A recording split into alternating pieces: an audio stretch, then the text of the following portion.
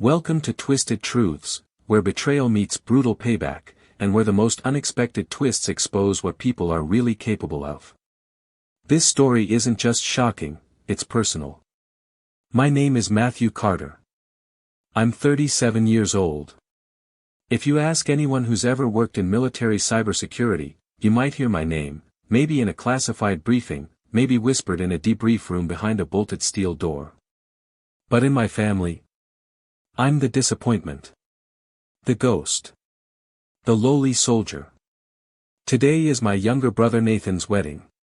He's the CFO of Carter Tech, the company my father built from the ground up, and Nathan is his golden child. I haven't seen them in nearly 10 years. Not because I didn't want to, but because after I turned down my father's offer to join the family empire, I became an outsider. No, worse. I became invisible. I'm currently a brigadier general in U.S. Cyber Command, serving as Director of Global Network Security Strategy. I've testified before Congress, stopped state-sponsored attacks, and led Black Ops cyber offensives so sensitive they don't exist in any file. But that means nothing here, not in this hotel ballroom filled with gleaming tuxedos and socialites clinking glasses. As I step into the Grand Halcyon Hotel, I'm dressed not in my uniform, but in a simple black suit. Today, I'm not General Matthew Carter. I'm just Matt, the estranged older brother. A young hostess scans my invitation and smiles politely before pointing. Table 18, near the side exit, she says. That's all I need to know. Not table 1. Not even 10. But 18, wedged near the emergency door, beside the coat check. They could have put me in the parking lot and it would have made more sense. I walk past rows of tables decorated with cascading orchids and champagne flutes, and I hear murmurs. Is that Matthew? I thought he was in the army or something. Didn't he, disappear? I heard he's in intelligence. Or maybe he just got lost. I keep walking. At table 18 sits a handful of family members I barely recognize. One offers a polite nod. Another leans toward her husband, whispering, "That's James Carter's oldest son. The one that went rogue." I sit down, fix my gaze forward, and try to remember why I'm here. My mother. She called last month, teary-eyed, asking me to be there for Nathan's big day. "It's just one day, Matthew," she said. "Do it for me." So I did. The music swells and the crowd turns as Nathan and his bride, Claire, step into the room. He's beaming. She's stunning. The cameras flash and people cheer. I force a smile, clapping as the couple makes their way to the grand stage where my father waits. James Carter, CEO of Carter Tech, former military man turned tech tycoon, stands tall with silver-streaked hair and a custom-made Italian suit. His voice booms through the mic. "To my brilliant son," he says, raising his glass. "Nathan, you are the best of the Carters. You took our vision and pushed it further. I couldn't be prouder." The crowd erupts in applause. Then, he glances at me. And smirks. And of course, we're also joined today by my eldest son, Matthew. He's still serving in the military. A humble soldier, doing what he can. Quietly. The way he says, "soldier," is laced with mockery. It draws a few awkward laughs from the front tables. I see someone near the cake table whisper, "Did he just call his son a lowly soldier?" I grip my water glass so tightly it nearly cracks. My father continues, ignoring the tension. "But today is about Nathan. Let's toast to the future CEO of Carter Tech." Cheers erupt again. But I've gone cold. I look down at the ring on my finger, a signet from West Point. And I remember what my commanding officer once told me. The quiet ones carry the most weight.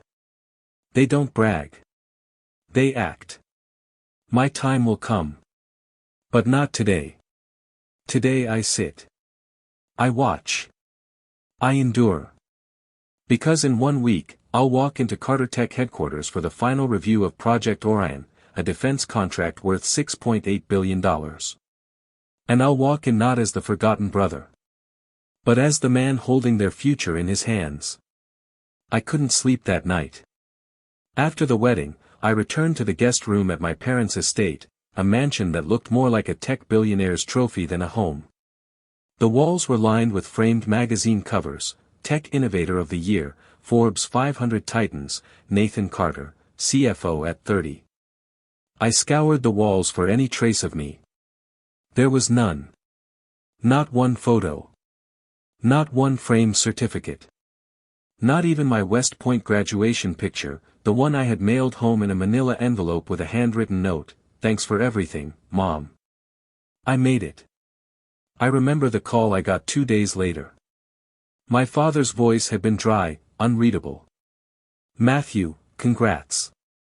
But I still think you're wasting your potential." And that was it. I stared at the ceiling in the dark, trying to pretend it didn't matter. That I wasn't still that boy, waiting to be seen. But it did matter. It still hurt. The next morning, I jogged around the estate grounds, hoping a few miles would clear my head. The autumn air bit through my clothes, but the burn in my lungs felt good. Real. Grounding. When I returned, I overheard voices coming from the garden patio, familiar ones. My father. My uncle. And Nathan. I ducked behind a marble column, not for childish spying, but because I knew, they wouldn't say what they really felt if they saw me. "I still don't get why he came," my father muttered, sipping his morning coffee. Nathan chuckled. "You know Matthew. Always marching to the beat of a broken drum." Uncle Greg snorted. "The military? He could be making millions here with you, Nathan. Instead, he's stuck babysitting satellites." They all laughed. Babysitting satellites. Marching to a broken drum. Why did he even come? Their words didn't just sting. They shredded. I backed away quietly, heart pounding in my chest. That was how they talked when I wasn't in the room. That was what they thought of me.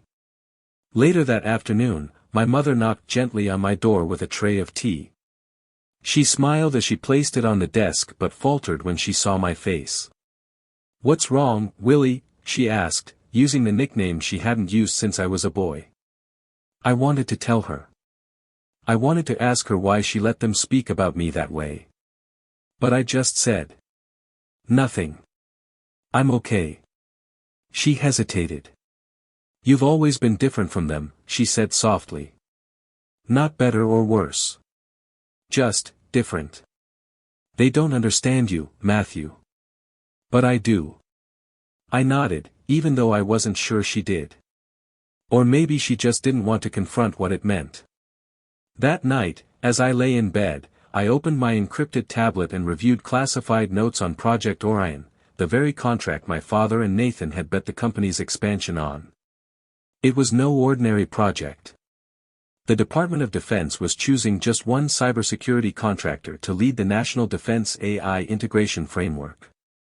Only one. And I was the final vote. Nathan had no idea that Carter Tech's fate depended on the lowly soldier they'd humiliated. But I wasn't planning revenge. Not yet. At least, that's what I told myself. The next day, I drove back to D.C. I had a briefing at the Pentagon and a decryption session at Fort Meade. But my mind kept replaying the voices in the garden. My father. Nathan. Uncle Greg. He's stuck babysitting satellites. He could be making millions. Why did he even come? For the first time in years, I felt like that awkward kid at the dinner table again, brilliant in silence, unseen in his own home. As I parked outside my apartment, I sat in the driver's seat for a long time. I stared out at the familiar streets, the unglamorous buildings, the security gate that buzzed every time I entered. It wasn't Carter Tech. It wasn't glitzy. It was mine. Inside, I opened the file marked Helios Orion, Internal Assessment. Line after line confirmed what I suspected. Carter Tech had vulnerabilities.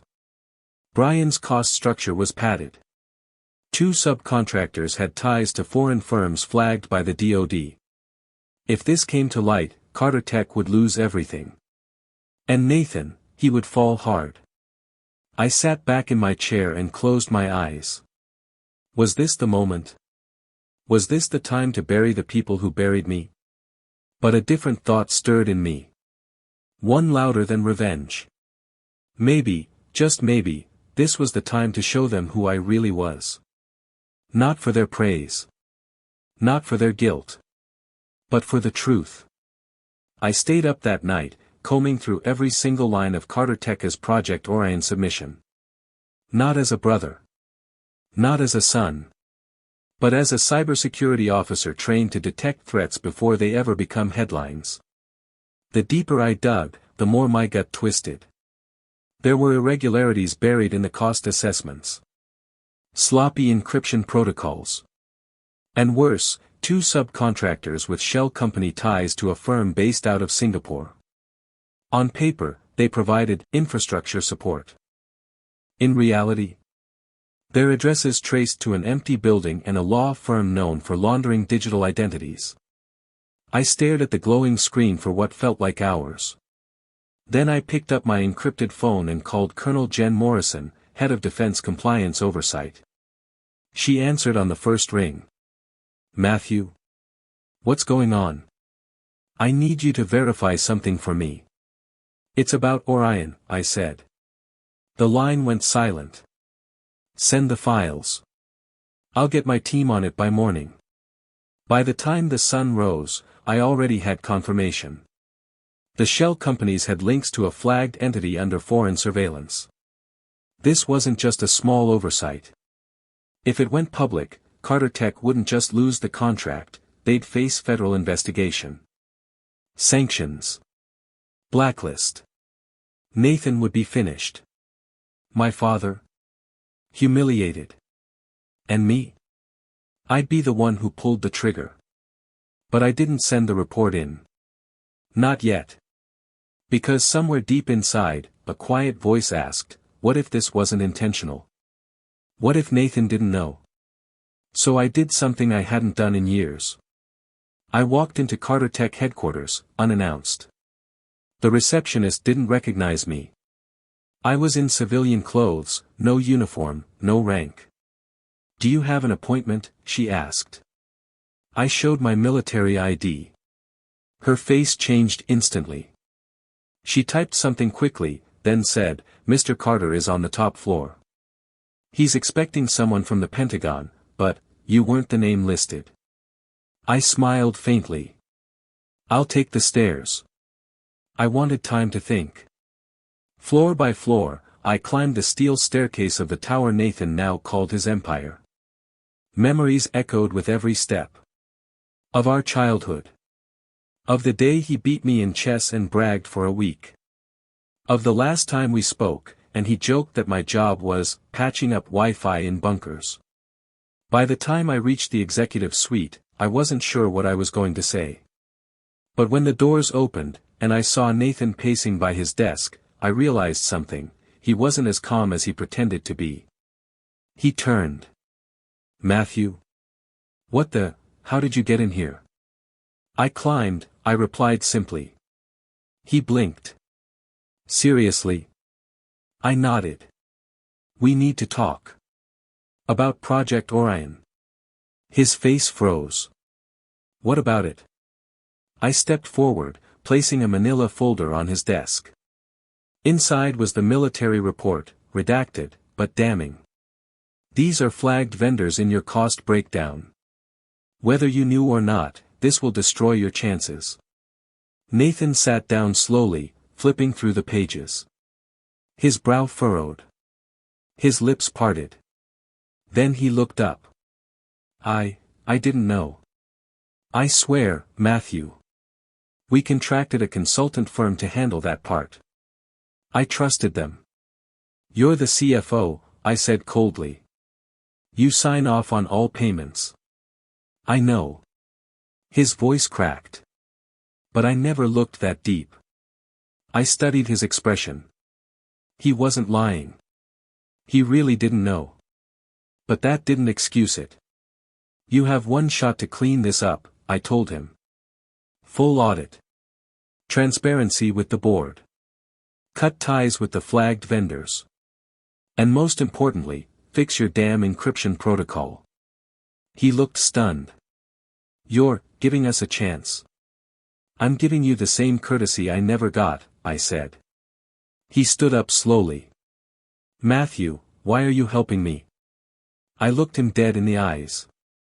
Because you're still my brother. But next time, I won't cover your mistakes. I left the office without waiting for a reply. That night, I couldn't shake the memory of his face, how the cocky smile had vanished, replaced with genuine fear. For the first time, I saw Nathan not as the golden boy, but as a man in over his head. And my father? He had no idea what was coming.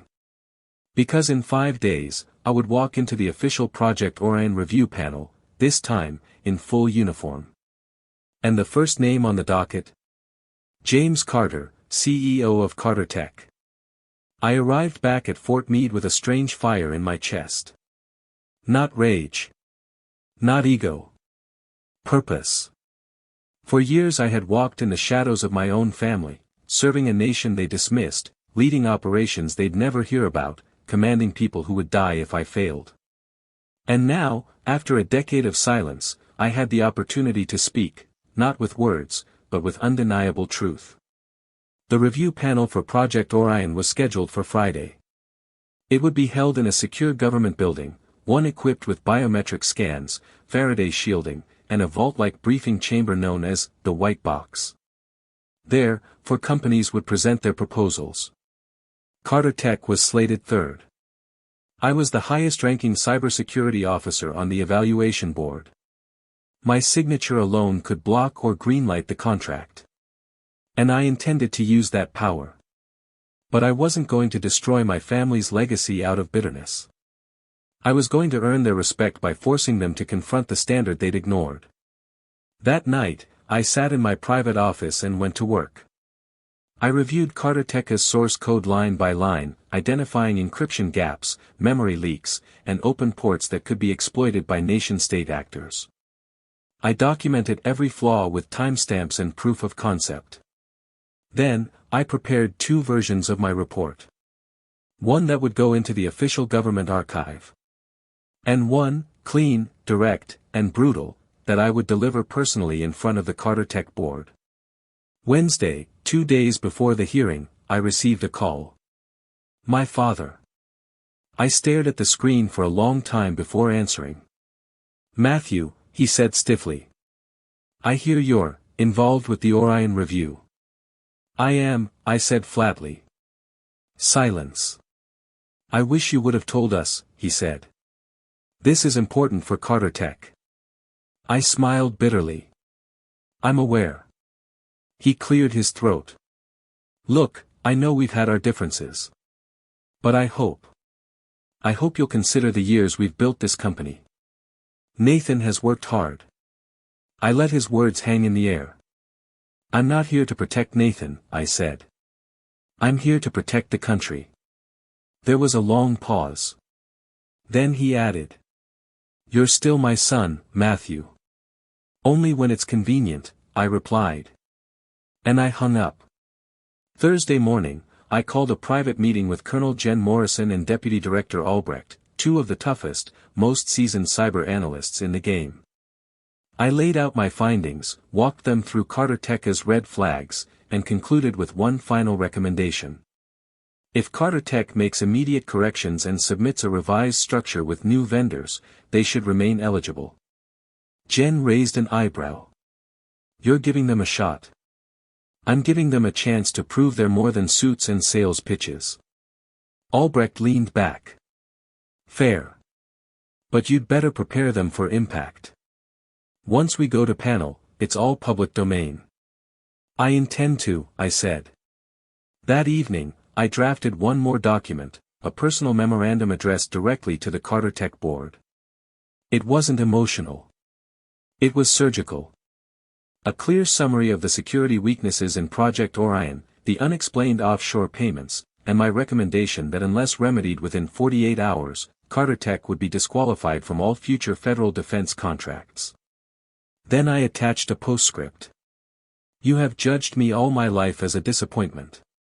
Now, I sit between you and the future of your empire. This is not revenge. This is reckoning. I sealed it.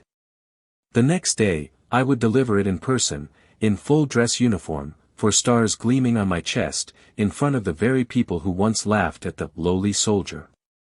As I ironed my uniform that night, I thought back to every moment I was dismissed, every time I sat alone while Nathan and my father toasted themselves, every Christmas they forgot to call. Tomorrow, they wouldn't just see my rank.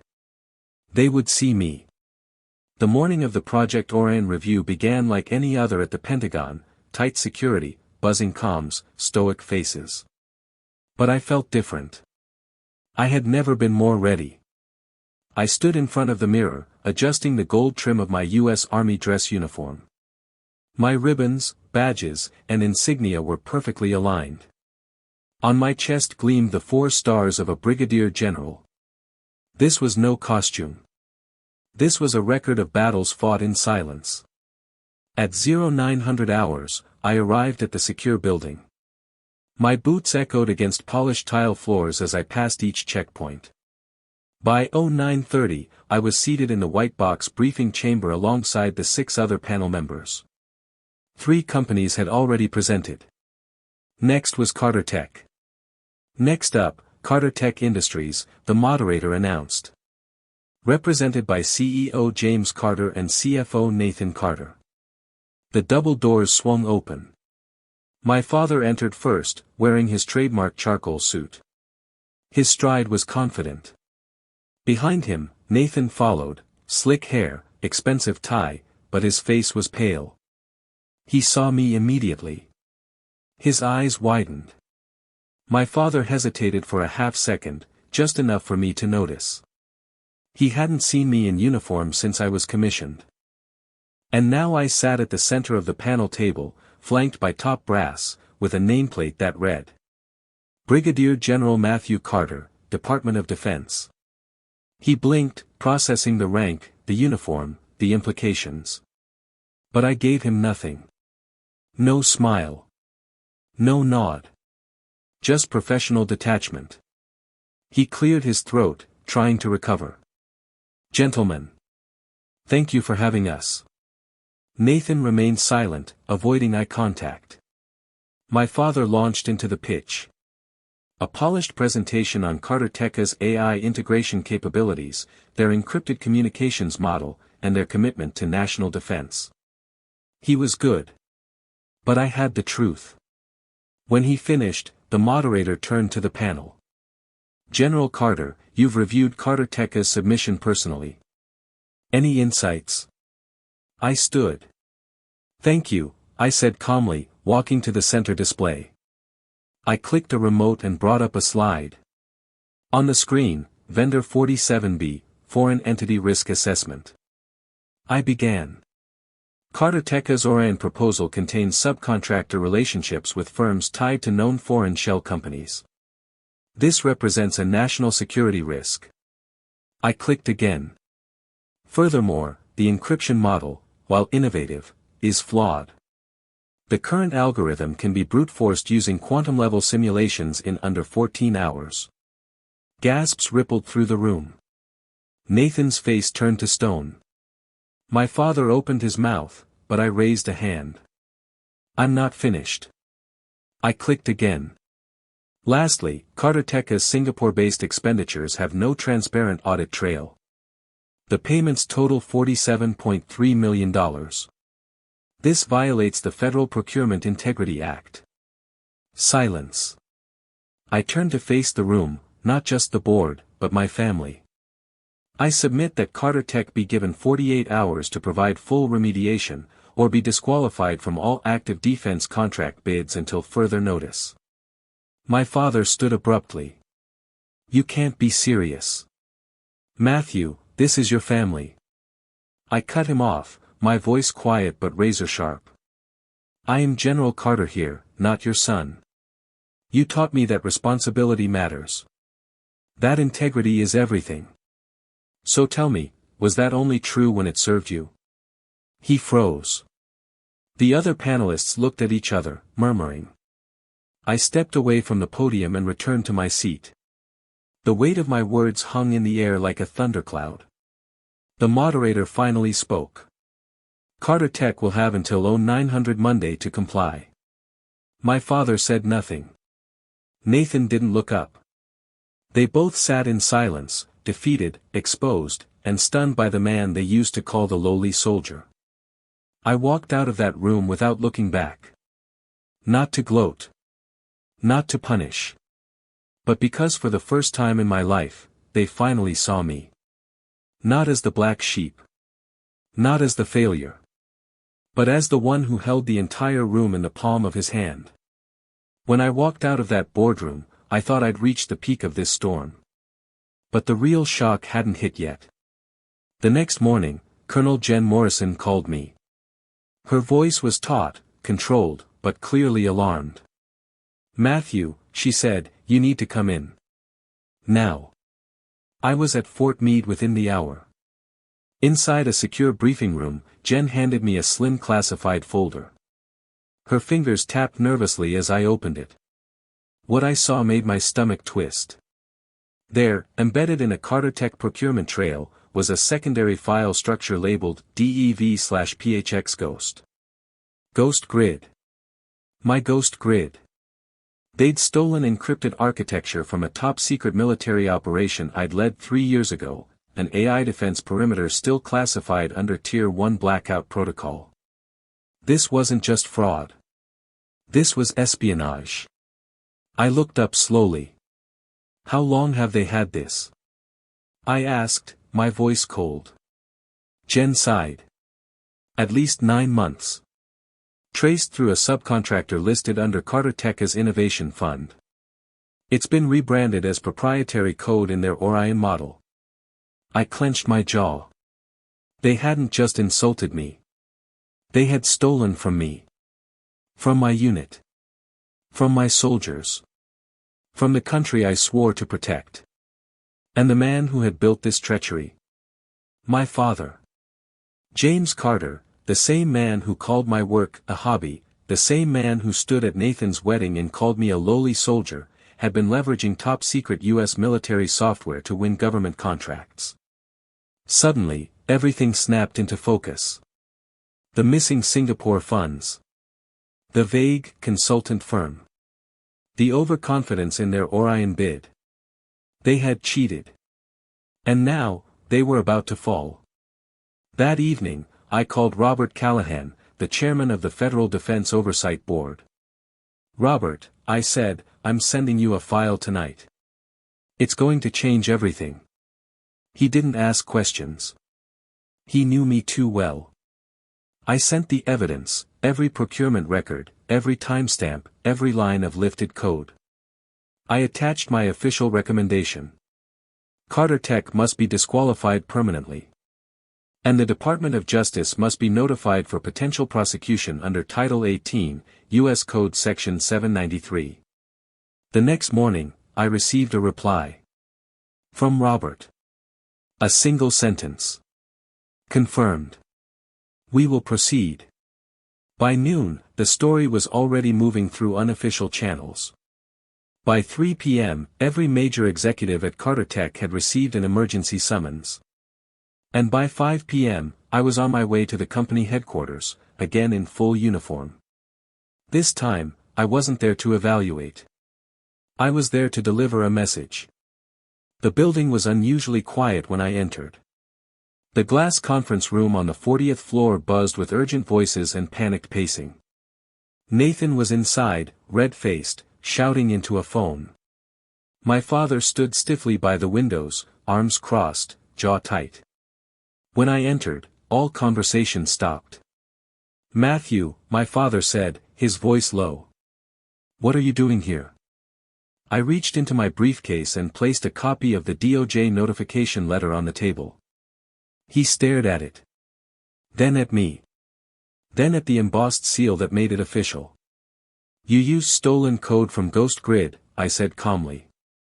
You funneled it through shell vendors, masked it in your Orion model, and presented it as proprietary work.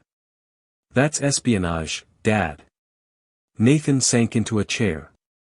We didn't know. We didn't.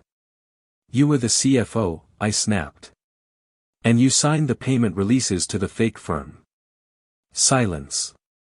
My father didn't deny it. He just looked at me and said, "Do you have any idea what this will do to us?" I leaned in slightly. Yes. It will do to you what you spent years doing to me, strip away your illusion. And expose the truth. The fallout came fast. Within 24 hours, Carter Tech was suspended from all federal bids pending investigation. Within 72, subpoenas were issued. Within a week, the company's stock dropped 43%. Nathan was removed as CFO.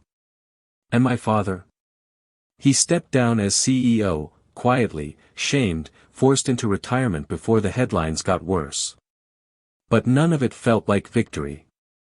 It felt like truth, finally unburied.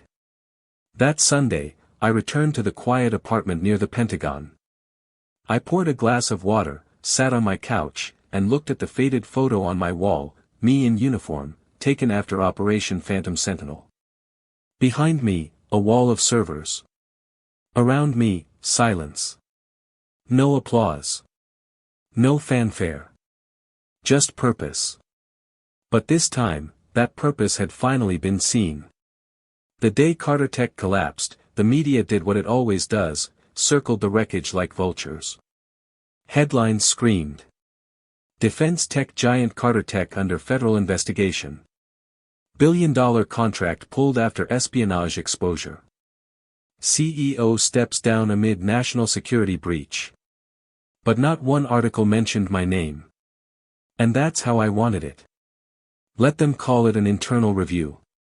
A compliance failure. A corporate stumble. But in that quiet room inside the Pentagon, the brass knew. The ghost son. The lowly soldier. The man they mocked, he was the one who'd done what no audit or journalist ever could. I dismantled the lie. And I did it with the same discipline my father never understood. Weeks passed. Investigations deepened. Nathan was never charged, he cooperated, turned over records, and admitted negligence. He wasn't evil. Just arrogant. Spoiled by a system that never taught him to be careful. My father? He went silent. No statements. No public defense. He retreated to the family estate, an empire he could no longer protect. And me? I returned to duty. I buried myself in the work, reviewing foreign cyber threat matrices, drafting encryption protocols for military AI, and consulting on Black Ops firewall design. No cameras. No applause. Just silence and purpose. But the silence felt different now. It wasn't loneliness. It was peace. One evening, weeks later, I received a handwritten letter. Thick paper. Gold trim. My father's handwriting. Matthew. I was wrong. About everything. About what success means. About what service looks like.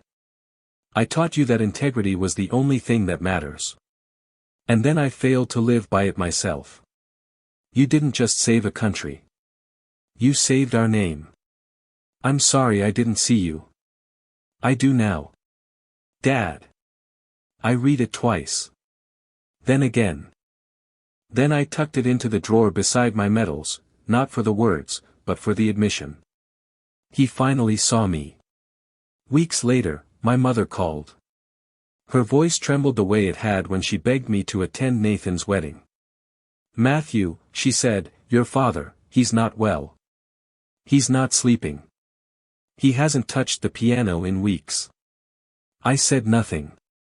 I think he's ashamed, she whispered. Good, I thought. Let him feel it. But even that thought felt hollow. Because no matter how high I climbed, no matter how hard I fought, he was still my father. And I had wanted his pride for so long, I forgot what it meant to let go. So I went home. Not to gloat. Not to triumph. But to close the loop. I walked into the same estate that once held no pictures of me and found one, just one, on the hallway wall now. My West Point graduation. Newly framed. Hung beside Nathan's MBA. My mother stood in the kitchen, baking apple pie. Like nothing had happened. Like everything had. She hugged me hard.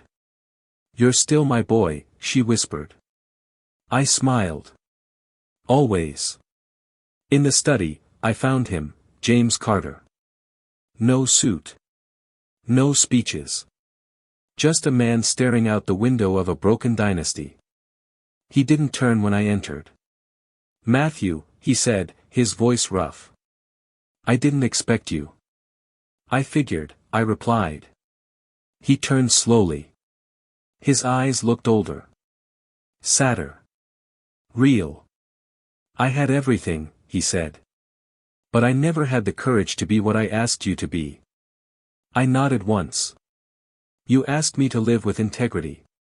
So I did. Silence filled the room. He took a deep breath. "Do you hate me?" I thought about that. Then said, "No. But I needed you to break. To see me. Not for my rank. Not for the uniform. Just, me." He stepped forward, hesitant. Then, he placed a hand on my shoulder. "I see you now," he whispered. "And I'm proud." For a moment, neither of us said anything. Then I left the study. No drama. No fanfare. Just the quiet end of a war no one else even knew had happened. Back in my apartment that night, I placed the letter in a box beside my awards. But this time, I added something new. A photo of my father shaking my hand. It wasn't perfect. It didn't erase everything. But it meant something. He called me a lowly soldier. But I became the man who brought down his empire. Not out of vengeance. Out of honor.